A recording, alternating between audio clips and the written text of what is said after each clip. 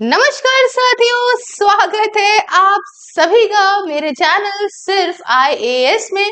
और मैं प्रसन्ना वर्मा आज चर्चा करने जा रही हूँ हमारे बालेन शाह जी के लिए। जी हाँ, ये नेपाल के नए डीजे नए पीएम हैं और ये जेंजी की पहली पसंद है। पर जेंजी इनको जिस चीज के लिए लाया है कि भाई हमें नौकरियां दे दो, हमें अच्छा डेवलपमेंट चाहिए नेपाल के अंदर, ये इस बात को पद में आने के बाद समझ गए हैं। लगता है कि पॉसिबल नहीं लगता है। तो जब पॉसिबल नहीं लगता है तो एक काम करें, हम भारत से डेवलपमेंट वगैरह सीखने से अच्छा है कि नेता नगरी के झूठे वादे सीख लें कि किस तरीके से किसी जनता का दिमाग डाइवर्ट करते हैं। तो मैम, ऐसा क्या हो गया है जो आप बालेन शाह को लेके ऐसी ऐसी बातें कर रही? दोस्तों, कहानी ऐसी है कि हाल ही में बालेन शाह ने कुछ ऐसा बोल दिया जो भारत तो छोड़िए, नेपाल के खुद के मीडिया, खुद के लोग ही इनका मजाक उड़ा रहे हैं। ये कहते हैं कि भाई, अरे सिर्फ भारत ही नहीं कब्जाया है नेपाल की लैंड को, बल्कि नेपाल खुद भी कब्जा रहा है भारत की लैंड। तो क्या कहानी है, आइए डिटेल से चर्चा करते हैं बहुत ही अच्छे से। दोस्तों, नेपाली भाई बहन भी देखते हैं हमारी वीडियो तो वो भी देखें और सराह की जरा अपना कमेंट करें। देखो, हम खुद चाहते हैं दोस्तों कि हमारे देश के साथ साथ आसपास के देशों में भी अच्छा डेवलपमेंट हो। एज एन इंडियन हमारी सोच कभी किसी को लेके ये नहीं कि तुम गिर जाओ हम उठ जाए।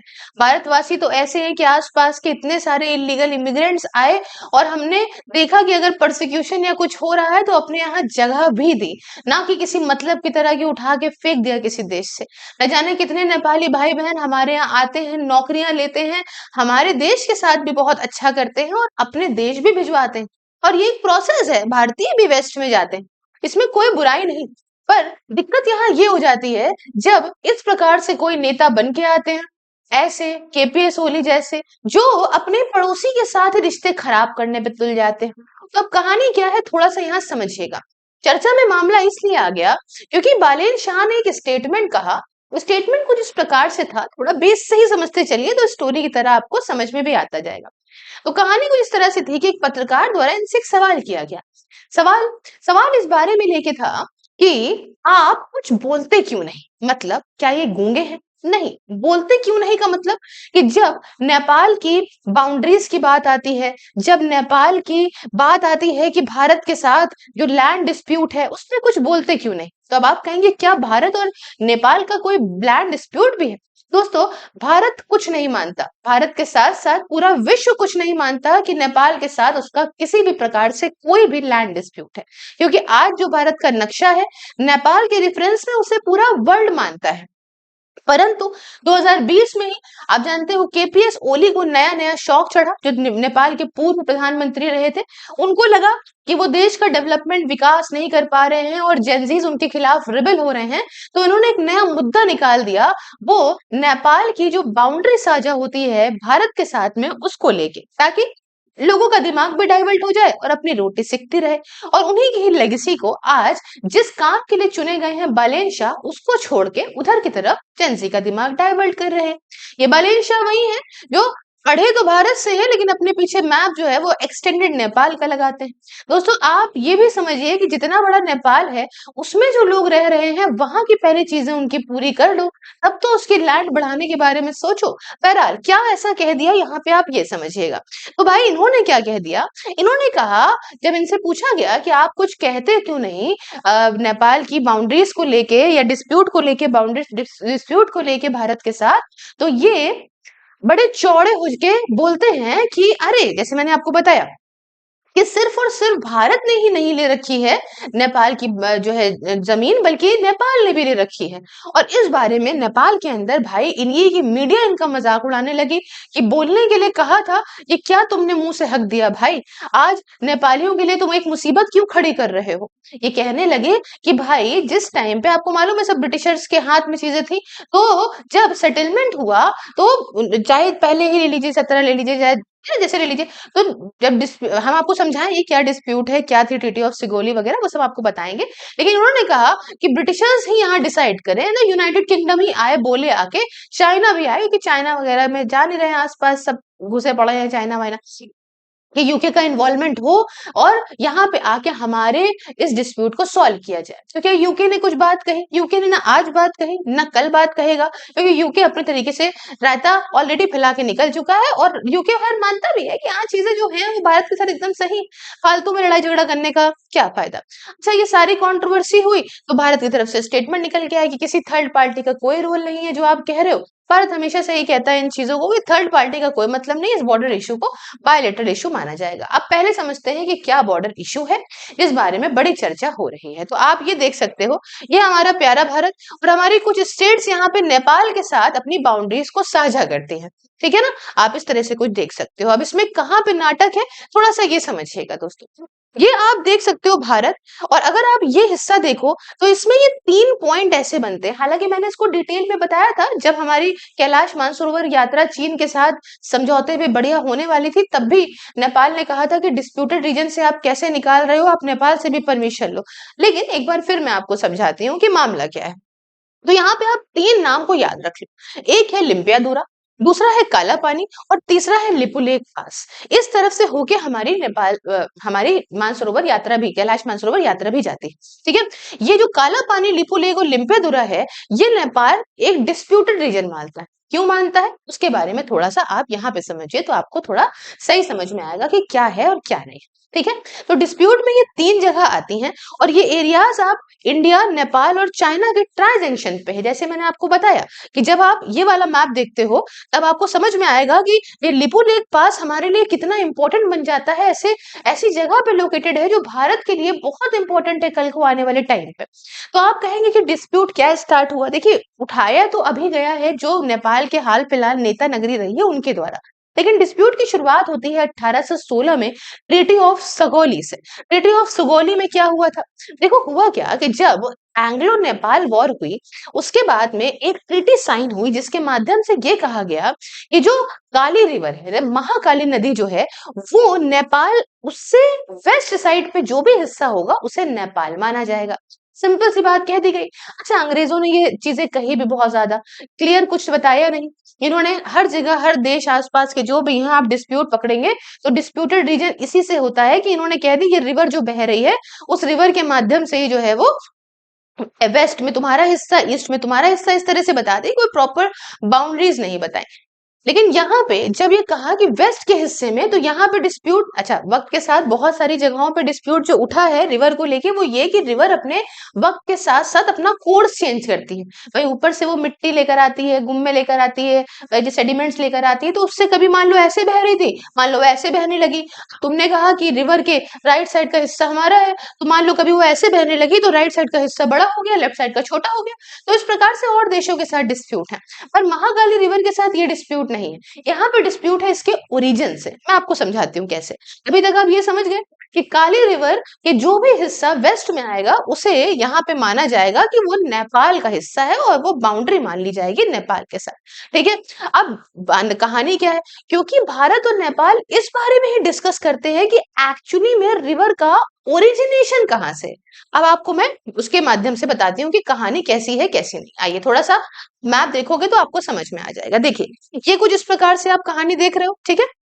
अब इसमें क्या मामला है कि इनका ये कहना है कि भाई हम कि ये हम कहते हैं कि भाई ये हिस्सा, ये बाउंड्री बना रही है रिवर, और ये कहते हैं कि बाउंड्री यहाँ से ओरिजिन है और ये रिवर बाउंड्री बना रही है। आप समझ रहे हो ना बात को। तो यहाँ पे जो है, जो रिवर की बाउंड्री का ही मेन सीन है उसी को ही ले लिया गया है। हम कहते हैं भाई वहां से उसका ओरिजिन है, इनका कहने का मतलब है कि अलग से ओरिजिन है, इसलिए ये इतना हिस्सा अपने हिस्से में और जोड़ने लग जाते हैं, ठीक है ना। तो ये इनकी यहाँ पे कहानी है, जो इनका दुख दर्द और पीड़ा है कि भैया वेस्ट की तरफ का सारा हमारा है, तो यहाँ से जो रीजन बन रहा है तो इसका सारा हिस्सा हमारा हो जाएगा। ये अपने आप ये सोचने लग जाते हैं। लेकिन जो सत्य है वो सत्य, उस पर इनको लड़ना ही नहीं चाहिए, ना लड़ना चाहिए ना बहस करनी चाहिए, ठीक है ना। चलो इतनी बात क्लियर हो गई।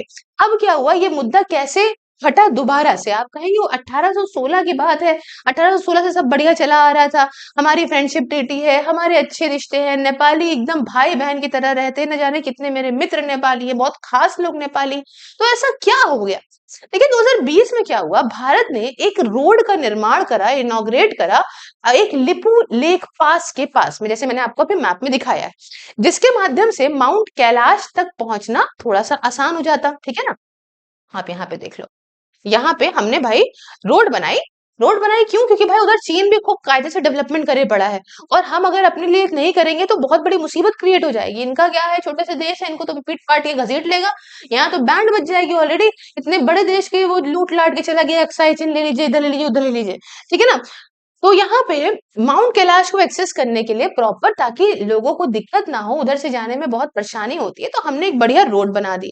नेपाल ने इस बारे में खूब ऑब्जेक्ट करा और एक नया नेशनल मैप, आप मालूम है केपीएस ओली के टाइम पे रिलीज कर दिया गया, ठीक है ना। अब इंडिया ने कहा भैया देखो ऐसा कुछ है ही नहीं, हिस्टोरिकल एविडेंस बताते हैं कि भैया अब ये भारत का ही सब कुछ चला आ रहा है, और बॉर्डर इश्यूज रिजॉल्व अगर होते भी हैं तो भाई बायलिटरल के थ्रू होते हैं, आप इस प्रकार से बीच में लेके मत आइए और सारे देशों को। तो ऐसा क्या कहा यहाँ पे इन्होंने, बालेन शाह ने, जब इनसे पूछा गया ना, तो इन्होंने क्या करना शुरू करा, इन्होंने कहा कि ये एक ऐसे डिस्कशन है कि भारत और नेपाल का जो है जो मामला है, तो हमने भी कुछ, भाई भारत ने अगर हमारी लैंड कब्जा रखी है, जिसे ये कहते हैं कब्जा रखी है, कोई ऐसा डिस्प्यूट नहीं है, परंतु इनके पीएम हड़बड़ी में, क्योंकि इनका कोई बैकग्राउंड तो ऐसा रहा नहीं है, रिवोल्ट करा लिया, उसके बाद जो है वो सब हंगा हुआ मचा दिया सब बच्चे बच्चों ने, और उसके बाद बैठ गए जाके। तो अपनी तरह से काम करना जरूरी है ना। अभी इन्होंने व्हीकल व्हीकल सब बैन करना शुरू कर दिया, काम करिए, सोचिए कैसे आएगा। अब ये जानते हैं कि भारत के साथ खराब कर लेंगे अगर ये रिश्ते उठा के, तभी तो इनके अगेंस्ट हो गई ना जनता, कि भारत में ही नौकरी पाओगे, डेवलपमेंट पाओगे, आगे बढ़ोगे, और तुम जो है उन्हीं के साथ बड़बड़ कर रहे हो कि हम इंक्रोच करके बैठे। तो आपका इंक्रोचमेंट क्यों कहा इन्होंने? क्या भारत की कोई लैंड इन्होंने कब्जा रखी है? तो आइए समझाती हूँ कहानी क्या। दोस्तों, भारत और नेपाल के बीच में एक 200 किलोमीटर का ऐसा एरिया है जो नो मैन जोन के तौर पे माना जाता है। ना वहां भारत पेट्रोलिंग करता है, ना वहां नेपाल पेट्रोलिंग करता है। लेकिन हाल फिलहाल अभी ये चीज सामने आ रही है साल 2 साल से, कि यहाँ पे नेपाल की तरफ से कुछ लोग आके बैठ रहे हैं, उस लैंड को कब्जाने का प्रयास कर रहे हैं, और उस चीज को ही ये बता रहे हैं कि लैंड भारत की हम लोगों ने भी कब्जा ली। मतलब स्टेटमेंट जो है, वो स्टेटमेंट कहाँ से किस तरह से मोड़ मार के ये बता रहे हैं, सिर्फ अपनी चीजों को छुपाने के लिए। साथ ही साथ ये कहते हैं कि यूनाइटेड किंगडम को इन्वॉल्व होना चाहिए, क्योंकि डिस्प्यूट इन्हीं के द्वारा 1816 में करी गई ट्रीटी ऑफ सुगौली द्वारा किया गया है, और नेपाल ने इस इश्यू को दोनों यूके और चाइना के साथ डिस्कस भी करा, ठीक है ना। तो अब क्या यूके चाइना की अभी कोई खबर आती है? कोई खबर नहीं आती। उन्होंने कह दिया नहीं, कोई हमारी तरफ से कोई चीज नहीं है, आप चिल रहो, और मतलब अभी शांत बैठा, और यूके कुछ बोलेगा भी नहीं, उसको पता है क्या नहीं। नेपाली क्यों गुस्सा हो गए, मैंने आपको बताया, बहुत सारे नेपाली पॉलिटिशियंस और प्रोटेस्टर्स को ये लगा कि नेपाल ने भी इंक्रोच कर लिया है इंडियन टेरिटरी को, ये काफी नेगेटिव चीज है। सिर्फ India, only India occupies disputed Nepali territory. Opposition leaders argued that Balain's wording underlined Nepal claims over काला पानी, लेपू लेक, लिम्पेदुला। हालांकि इनके एक मिनिस्टर भाई साहब आए थे, बड़े धूमधाम से उनका स्वागत हुआ था, तो बड़ा ज्यादा भारत की तरफ से बहुत इंडियंस ने उसके ऊपर कमेंट भी किया था कि आप ऐसा क्यों कर रहे हैं। और ये प्रधानमंत्री आके ठीक करने की बजाय अपने पड़ोसियों से रिश्ते, जनता का दिमाग डाइवर्ट कर रहे हैं। आप जिसने चुन के आया वो करो ना, आप तो जनजी की पसंद हो, आप इस प्रकार से लैंड लूट के चक्कर में पड़े जा रहे हो। लोगों के दिमाग में भी होता है मिल जाए तो सब अच्छा हो जाए, क्योंकि साइकोलॉजी ऐसी है ना, साइकोलॉजी वाली कहानी है, ठीक है ना। तो काठमांडू के अंदर इसके चलते स्टूडेंट ने प्रोटेस्ट किया, ऑपोजिशन ग्रुप ने डेमोन्स्ट्रेट किया, कुछ प्रोटेस्टर्स ने अपॉलॉजी डिमांड करी, है ना, और ये सब चीजें हुई। भारत की तरफ से मैंने आपको बताया कि स्टेटमेंट निकल के आया कि भाई हमारा मामला है ये, और ये किस तरीके की, पहली चीज तो कोई चीज है नहीं, और क्या कहते हैं, अगर कोई चीज होती भी तो यहाँ पे किसी और को इन्वॉल्व करने की किसी प्रकार से जरूरत भी नहीं थी। आई होप आप चीजों को समझे होंगे।